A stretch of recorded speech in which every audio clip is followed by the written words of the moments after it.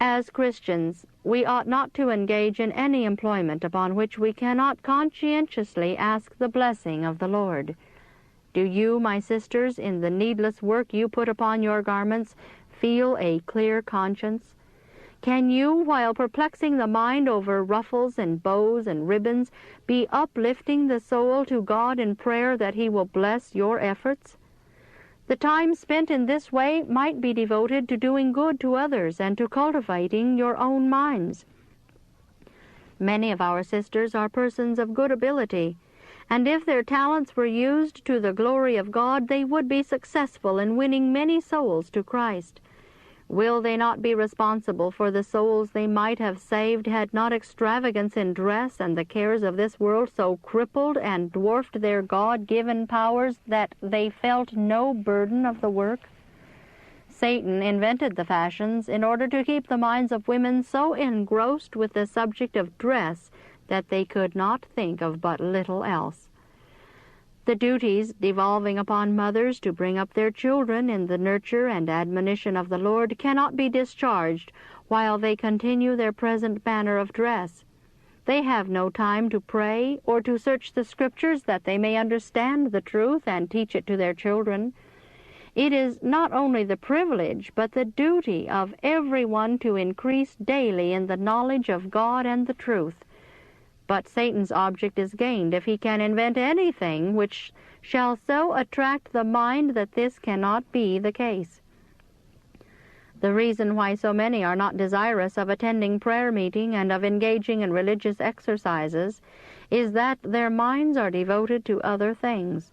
They are conforming to the world in matter of dress, and while they are so doing, souls whom they might have helped by letting their light shine in good works are strengthened in their unbelief by the inconsistent course of these professed Christians.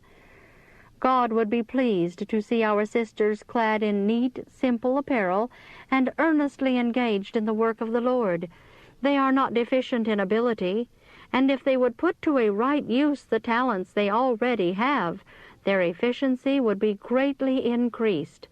If the time they now spend in needless work were devoted to searching the Word of God and explaining it to others, their own minds would be enriched with gems of truth, and they would be strengthened and ennobled by the effort made to understand the reasons of our faith.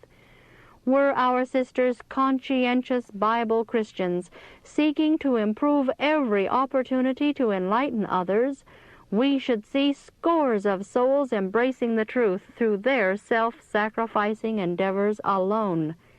Sisters, in the day when the accounts of all are balanced, will you feel a pleasure in reviewing your life? Or will you feel that the beauty of the outward man was sought, while the inward beauty of the soul was almost entirely neglected? Have not our sisters sufficient zeal and moral courage to place themselves without excuse upon the Bible platform? The Apostle has given most explicit directions on this point. I will therefore that women adorn themselves in modest apparel, with shamefacedness and sobriety, not with broided hair, or gold, or pearls, or costly array, but, which becometh women professing godliness, with good works. Here the Lord, through His apostle, speaks expressly against the wearing of gold. Let those who have had experience see to it that they do not lead others astray on this point by their example. That ring encircling your finger may be very plain, but it is useless, and the wearing of it has a wrong influence upon others. Especially should the wives of our ministers be careful not to depart from the plain teachings of the Bible on the point of dress.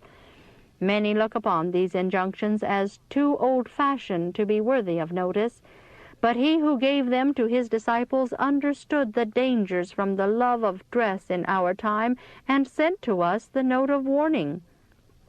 Will we heed the warning and be wise?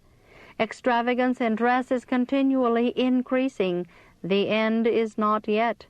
Fashion is constantly changing, and our sisters follow in its wake, regardless of time or expense. There is a great amount of means expended upon dress when it should be returned to God, the giver. The plain, neat dress of the poorer class often appears in marked contrast with the attire of their more wealthy sisters, and this difference frequently causes a feeling of embarrassment on the part of the poor. Some try to imitate their more wealthy sisters, and frill and ruffle and trim goods of an inferior quality so as to approach as nearly as possible to them in dress. Poor girls, receiving but $2 a week for their work, will expend every cent to dress like others who are not obliged to earn their own living. These youth have nothing to put in the treasury of God, and their time is so thoroughly occupied in making their dress as fashionable as that of their sisters that they have no time for the improvement of the mind, for the study of God's Word, for secret prayer, or for the prayer meeting. The mind is entirely taken up with planning how to appear as well as their sisters. To accomplish this end, physical, mental, and moral health is sacrificed. Happiness and the favor of God are laid upon the altar of fashion. Many will not attend the service of God upon the Sabbath because their dress would appear so unlike that of their Christian sisters in style and adornment. Will my sisters consider these things as they are, and will they fully realize the weight of their influence upon others? By walking in a forbidden path themselves, they lead others in the same way of disobedience and backsliding. Christian simplicity is sacrificed to outward display.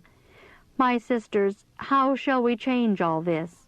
How shall we recover ourselves from the snare of Satan and break the chains that have bound us in slavery to fashion?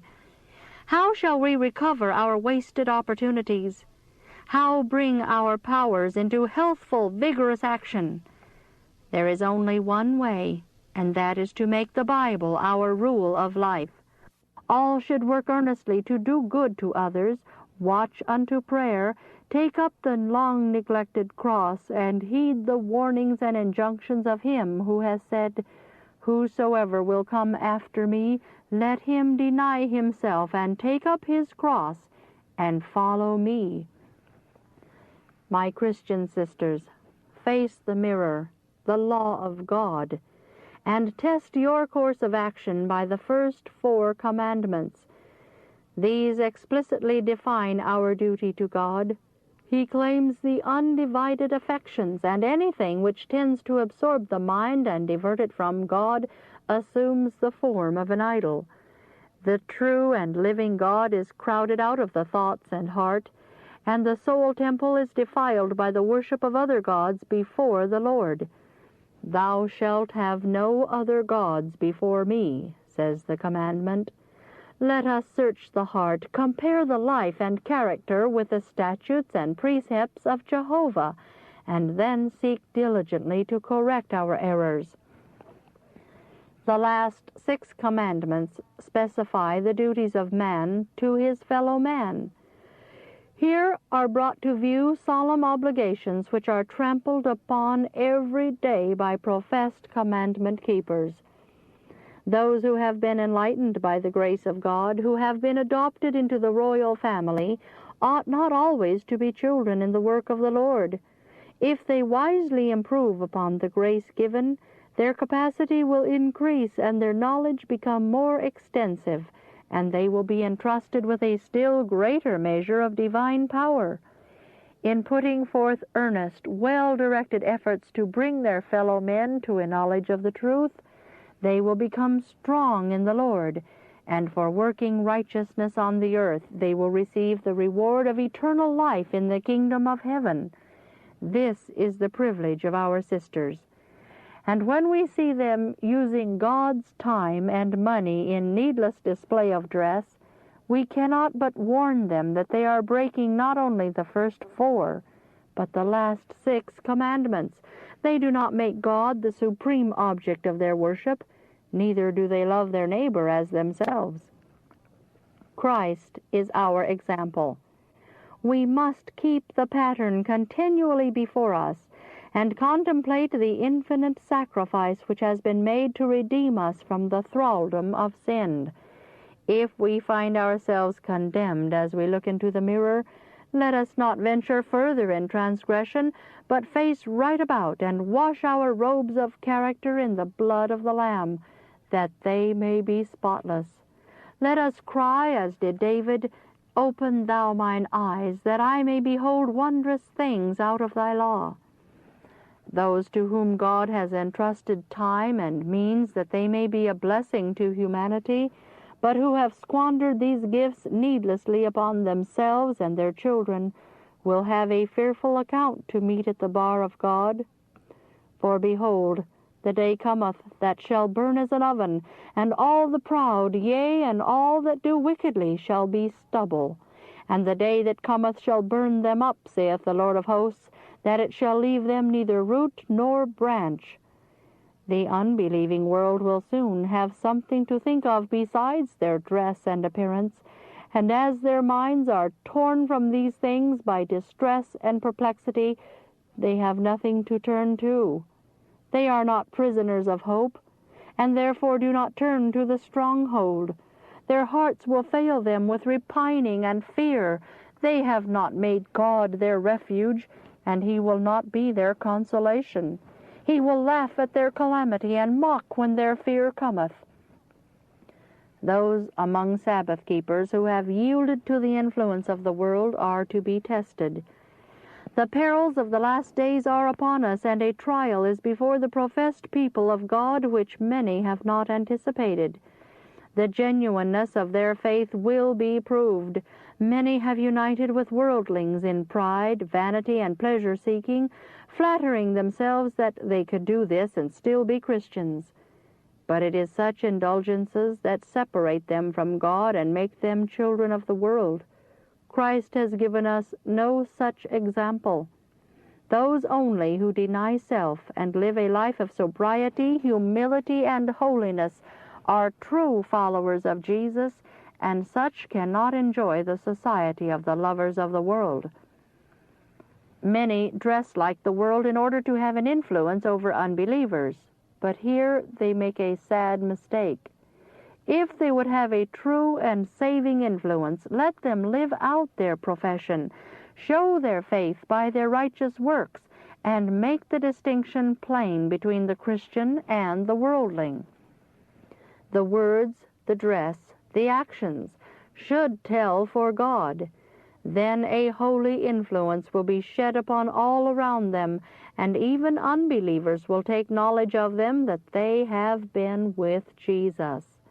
If any wish to have their influence tell in favor of truth, let them live out their profession and thus imitate the humble pattern. Pride, ignorance, and folly are constant companions. The Lord is displeased with the pride manifested among His professed people. He is dishonored by their conformity to the unhealthful, immodest, and expensive fashions of this degenerate age. Fashion rules the world, and she is a tyrannical mistress, often compelling her devotees to submit to the greatest inconvenience and discomfort. Fashion taxes without reason and collects without mercy. She has a fascinating power and stands ready to criticize and ridicule the poor if they do not follow in her wake at any cost, even the sacrifice of life itself. Satan triumphs that his devices succeed so well, and death laughs at the health-destroying folly and blind zeal of the worshippers at fashion's shrine. To protect the people of God from the corrupting influence of the world, as well as to promote physical and moral health, the dress reform was introduced among us. It was not intended to be a yoke of bondage, but a blessing, not to increase labor, but to save labor, not to add to the expense of dress, but to save expense. It would distinguish God's people from the world, and thus serve as a barrier against its fashions and follies. He who knows the end from the beginning, who understands our nature and our needs, our compassionate Redeemer, saw our dangers and difficulties and condescended to give us timely warning and instruction concerning our habits of life, even in the proper selection of food and clothing. Satan is constantly devising some new style of dress that shall prove an injury to physical and moral health, and he exults when he sees professed Christians eagerly accepting the fashions that he has invented. The amount of physical suffering created by unnatural and unhealthful dress cannot be estimated. Many have become lifelong invalids through their compliance with the demands of fashion. Displacements and deformities, cancers, and other terrible diseases are among the evils resulting from fashionable dress. Many a style of dress that was inappropriate and even ridiculous has been generally adopted because it was the fashion.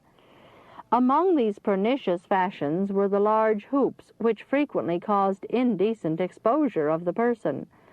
In contrast with this was presented a neat, modest, becoming dress, which would dispense with the hoops and the trailing skirts and provide for the proper clothing of the limbs.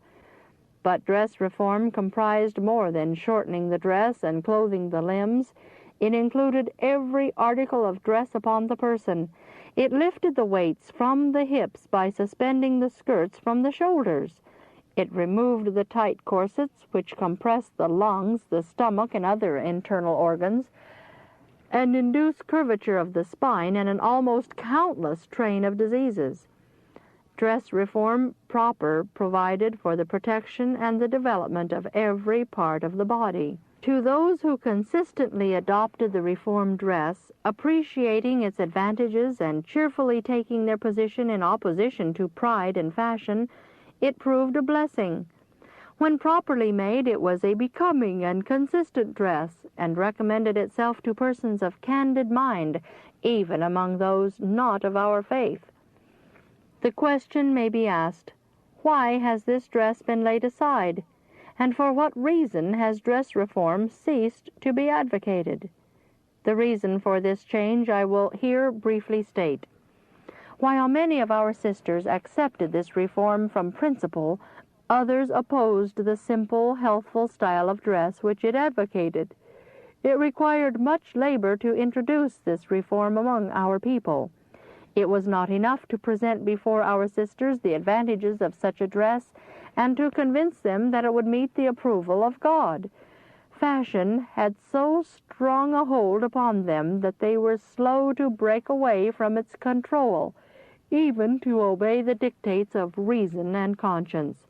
And many who professed to accept the reform made no change in their wrong habits of dress, except in shortening the skirts and clothing the limbs. Nor was this all. Some who adopted the reform were not content to show by example the advantages of the dress, giving, when asked, their reasons for adopting it, and letting the matter rest there. They sought to control others' conscience by their own. If they wore it, others must put it on. They forgot that none were to be compelled to wear the reformed dress. It was not my duty to urge the subject upon my sisters.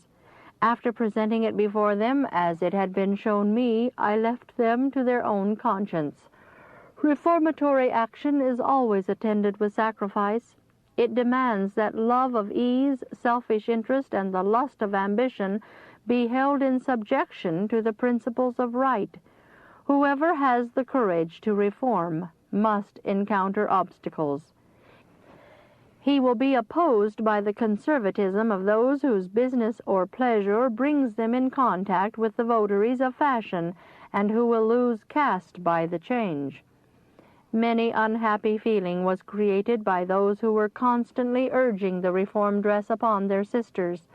With extremists, this reform seemed to constitute the sum and substance of their religion.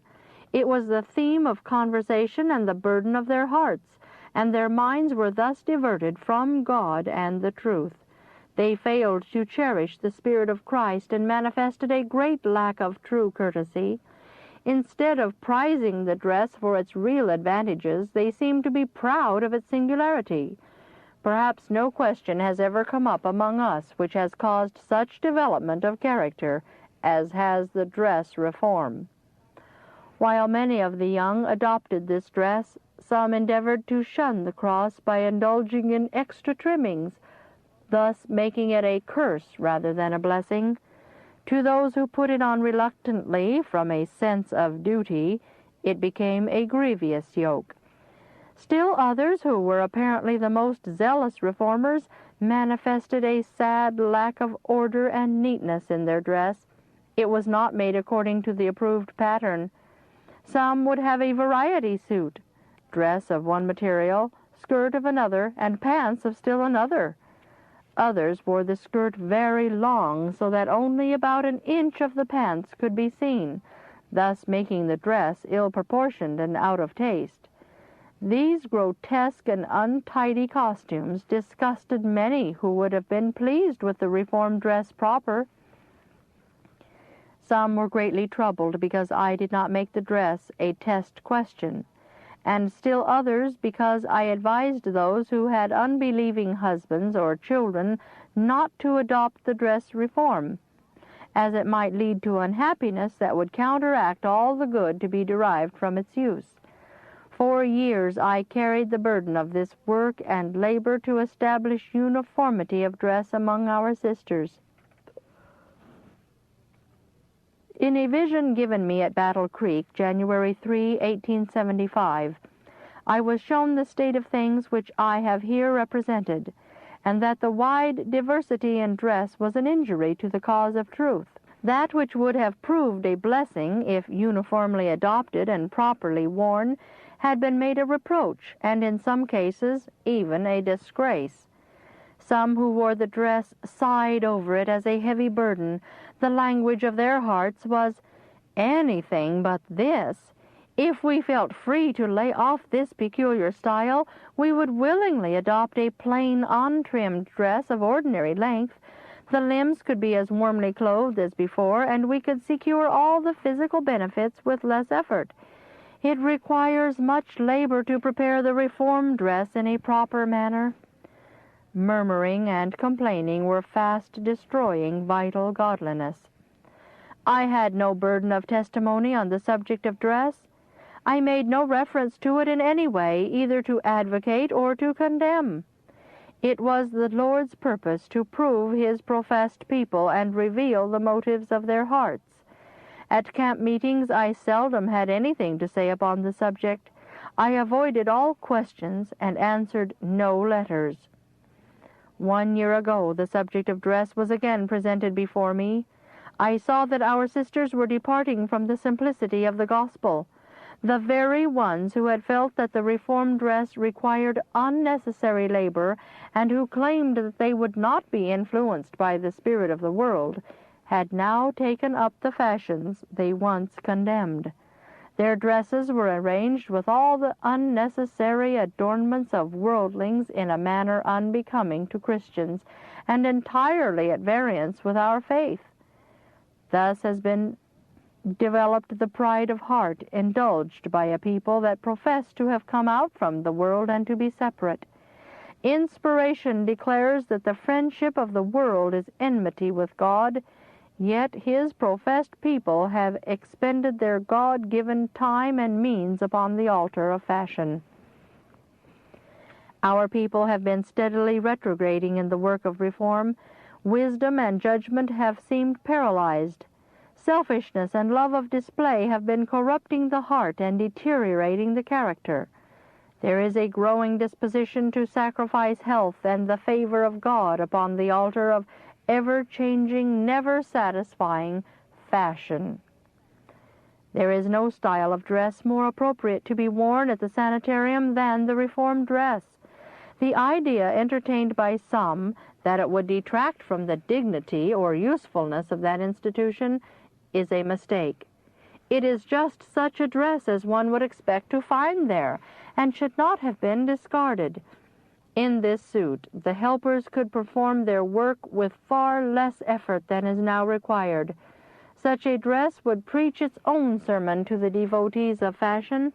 The contrast between their own unhealthful, beruffled, trailing garments and the reformed dress, properly represented, suggestive as it is of convenience and ease in using the limbs, would have been most instructive. Many of the patients would have made greater improvement had they adopted the dress reform. We regret that any influence should have been brought to bear against this neat, modest, healthful dress. The natural heart is ever pleading in favor of worldly customs, and any influence tells with tenfold power when exerted in the wrong direction.